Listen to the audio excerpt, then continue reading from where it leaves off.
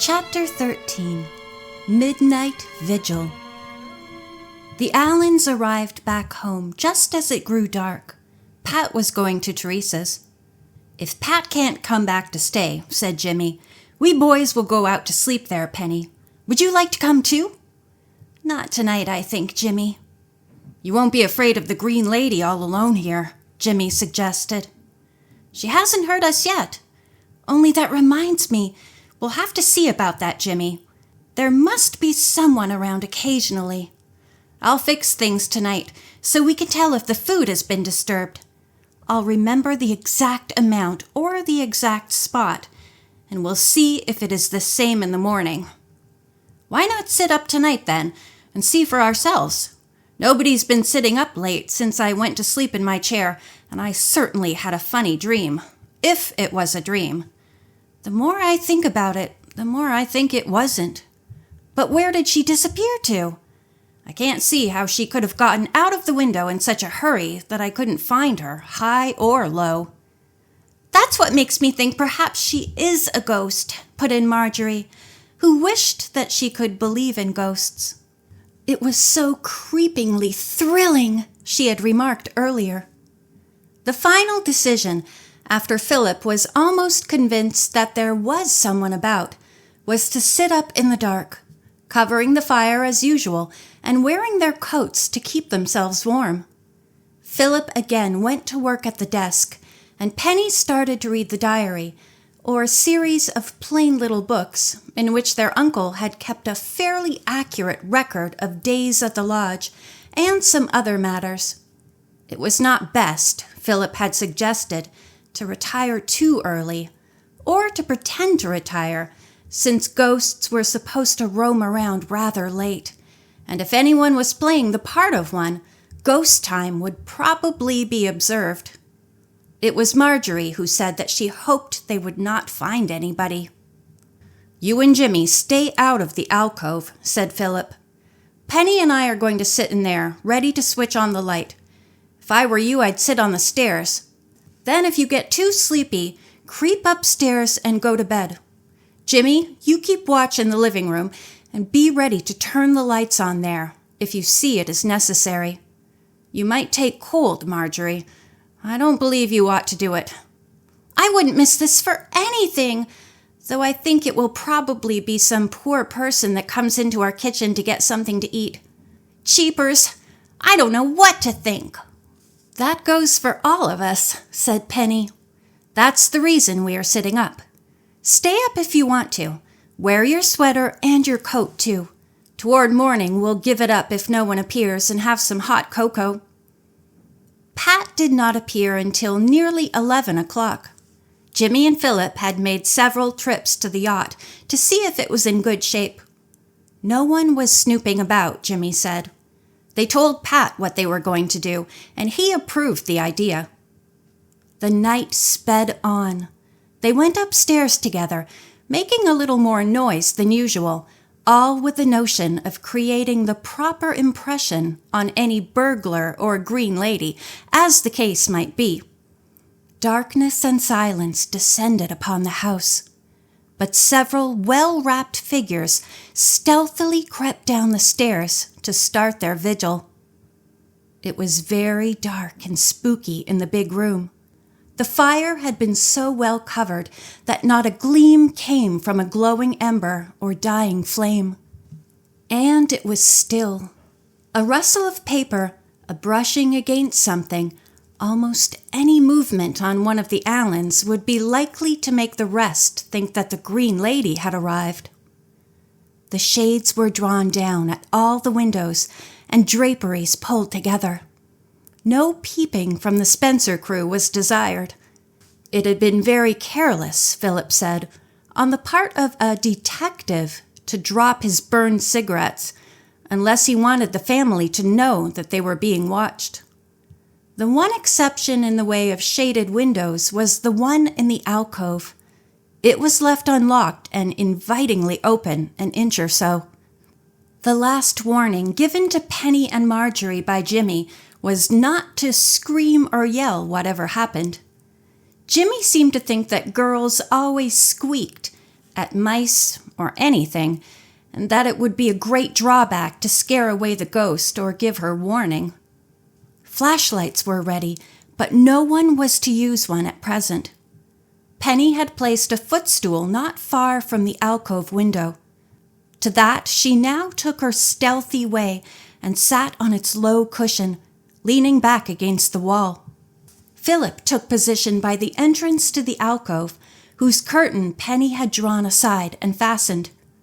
In that position he could reach in quickly to press the light switch, or look easily toward any part of the living room and direct his flashlight there. However, they had all agreed that first they would watch and see what the ghost did. In order that the blue light should not reveal Jimmy and Marjorie sitting on the stairs, they had thrown a lap robe over the banister. The first half hour was not so bad. Everyone was more or less tense and expectant. Marjorie soon arrived at the wiggling stage. Then she grew sleepy and put her head on Jimmy's shoulder. What if she should go to sleep and be startled awake? Jimmy prepared to put his hand over Marjorie's mouth if it was really necessary. The air from the window made Penny almost sneeze.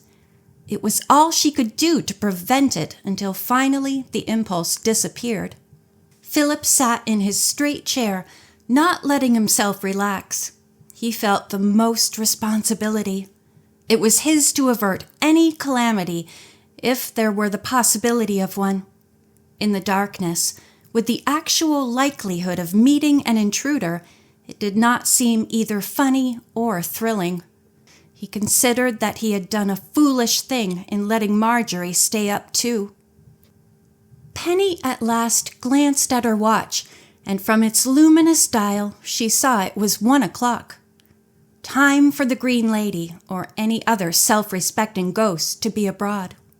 She yawned, but the next moment she was startled into keen attention by a sound. It was not at the window. It sounded like someone stumbling or what? And where? In the wall? The curtain beside Philip was stirring a little, as Penny could dimly see by such light as came from the window. Their eyes were all accustomed to darkness now. Philip, too, heard the sound. Silence again. No further stirring of the curtain. It must have been Philip moving a little, Penny thought. Then suddenly, click! Penny held herself quiet. To her astonishment, a part of the bookcase seemed to move toward her, books and all. A dark opening. The blue light. The Green Lady. Doubtless in the flesh. Penny's first thought was that she would cast the dim light around the room and discover her. She should have had a chair and a blanket draped to conceal her, or something. But the Green Lady cast the beam only at her feet and lightly walked to the doorway. There she stopped and turned her small flashlight toward the chairs, the table, the desk. Then she went on quickly, directing her light before her, with the idea of not stumbling over anything, Penny supposed. She was obviously assured that they were all safe in bed. Philip was letting her cross the room. What next? Several seconds went by. The faint sound made by the hinges of the swinging door between dining room and kitchen came to Penny's sharp ears. She tiptoed toward the living room, finding that Philip had disappeared from his post. Cautiously, Penny crossed the room, never so long as it now seemed. At the door she found Philip, listening. "She's getting something to eat," he whispered. "Phil, did you hear that click? The wall opened, and there's a secret room back there. Go back and put a chair or something in the way so it can't close," he whispered hastily. "But don't make a sound if you can help it. I want her to be sure to come back. After she gets in here, I'll step behind her, turn on my flash, and speak to her. You be between her and the alcove and catch her if she runs toward that opening. Can you get over to Jimmy and tell him to switch on the lights as soon as he sees my flashlight on?" "Yes." Penny whispered back. She succeeded in getting to Jimmy without making any noticeable noise, but she had scarcely reached the alcove when she heard a slight sound from the rear. Was the Green Lady coming back? She quickly seized a chair there and thrust it between the outstanding shelves and the opening panel. Then she tiptoed back, just in time to hear Philip's voice and see the lights flash on. The room was flooded with light. Jimmy and Marjorie were coming from the stairway. A flying figure in the long, trailing green silk dress, a light green mask over the eyes, ran toward her. All this in a moment. Then the Green Lady saw Penny standing in her way. She threw up her hands, let fall her tiny flashlight, wavered, collapsed, and would have fallen had not Philip, close behind her, caught her. He had been trying to assure the girl that she need not be afraid. Nothing would happen to her. A little paper bag of food had fallen with the flashlight. This Jimmy picked up as he followed Philip, who was carrying the Green Lady to the couch.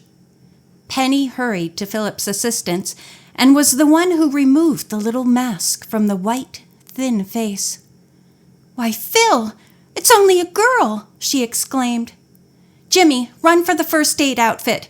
It's on the shelf in the bathroom. Philip, rub her hands. Marjorie, slip off those old slippers and rub her feet." Penny was nervously talking as they worked, and now ran to get a glass for the stimulant which she knew Jimmy would bring. "Poor girl! Why didn't she tell us and let us feed her? She looks starved." "Who do you suppose she is?" asked Marjorie. Then, as the same thought came to her that came to the others, she said, "Oh, it's the girl that ran away. She thought we'd take her back. But we wouldn't. She certainly isn't out of her mind if she could hide and be smart enough to get food and keep away." At this speech of Marjorie's, two dark eyes opened and looked into Phil's kind, sympathetic ones above her. "You wouldn't take me back?" The Green Lady may have fainted, but she had not remained unconscious long. "We'll give you every chance in the world," Philip assured her. "I'm sorry I took your food," said the girl. "I thought that I could pay you back sometime." "We'd gladly have given it to you," warmly said Penny. "To think that you have been nearly starving right in this house, while we had plenty. Do you want to sit up? Take this hot stuff now. It'll make you feel better." Nothing was said while the Green Lady took her bitter medicine, sitting up against the back of the couch, but supported by Penny, who had sat down beside her. Pale and thin as she was, she appeared to be about Jimmy's age, although actually she was closer to being 19. "That does warm me up," gasped the Green Lady. "But I feel pretty sick.